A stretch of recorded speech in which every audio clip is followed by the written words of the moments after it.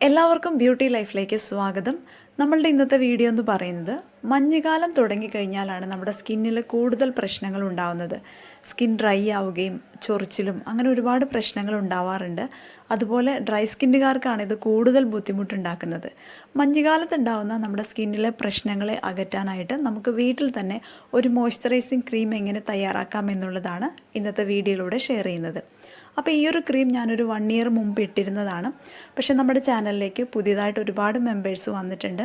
അപ്പോൾ പലരും എൻ്റെ അടുത്ത് ഈ ഒരു ക്രീം ചോദിച്ചുകൊണ്ടാണ് ഞാൻ വീണ്ടും ഇടുന്നത്. അപ്പോൾ ഇതെങ്ങനെയാണെന്ന് കണ്ടു നോക്കാം. വളരെ സിമ്പിളാണ്. 2-3 ഇൻഗ്രീഡിയൻസ് മാത്രം മതി നമുക്ക് ഈ ഒരു ക്രീം തയ്യാറാക്കി എടുക്കാനായിട്ട്. ആദ്യം നമുക്കൊരു ക്ലീൻ ആയിട്ടുള്ള ബൗൾ എടുക്കാം. ഇതിൽ വെള്ളത്തിൻ്റെ അംശം ഒന്നും ഉണ്ടാവാൻ പാടില്ല. ക്ലീൻ ആയിട്ടുള്ള ഒരു ബൗളിലേക്ക് നമുക്ക് ആദ്യം വേണ്ടത് ഗ്ലിസറിനാണ്. 1 ടീസ്പൂൺ എന്നുള്ള അളവിൽ ഗ്ലിസറിൻ എടുക്കാം. പിന്നെ വേണ്ടത് റോസ് വാട്ടറാണ്.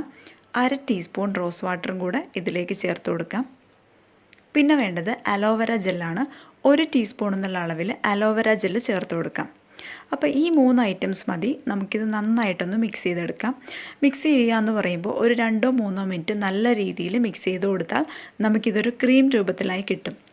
അപ്പോൾ നമുക്ക് ഈ സമയം ഇതിലേക്ക് വേണമെങ്കിൽ വൈറ്റമിൻ ഇ ക്യാപ്സ്യൂൾ ഒരെണ്ണം പൊട്ടിച്ച് ചേർത്ത് കൊടുക്കാം. ഡ്രൈ സ്കിന്നുകാർക്കൊക്കെ അത് കൂടുതൽ ഉപകാരപ്രദമായിരിക്കും. അതുപോലെ തന്നെ നമുക്കിതിലേക്ക് ഒലിവ് ഓയിലോ അല്ലെങ്കിൽ ആൽമണ്ട് ഓയിലോ ഒരു 1/2 ടീസ്പൂൺ വീതം ചേർത്ത് കൊടുക്കാം. അപ്പോൾ ഞാൻ ഈ ഒരു അളവിനാണ് പറയുന്നത്. നമ്മൾ കൂടുതൽ ക്വാണ്ടിറ്റി എടുക്കുകയെന്നുണ്ടെങ്കിൽ ഈ അളവ് കൂട്ടിയിട്ട് വേണം നമുക്ക് എടുക്കാനായിട്ട്.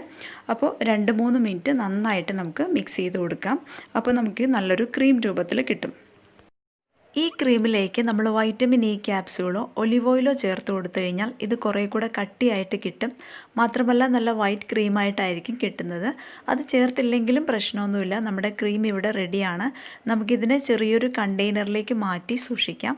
അപ്പോൾ നമ്മളിത് ഫ്രിഡ്ജിൽ വയ്ക്കണമെന്നില്ല. പുറത്ത് വെച്ച് തന്നെ നമുക്കിത് ഉപയോഗിക്കാവുന്നതേ ഉള്ളൂ. നമ്മുടെ സ്കിന്ന് ഡ്രൈ ആവുന്നത് തടയുക മാത്രമല്ല, നമ്മുടെ മുഖത്തുണ്ടാകുന്ന കറുത്ത പാടുകൾ മാറാനും സ്കിൻ നല്ല സോഫ്റ്റ് ആകാനും ഒക്കെ ഹെൽപ്പ് ചെയ്യുന്ന ഒരു ക്രീമും കൂടിയാണിത്.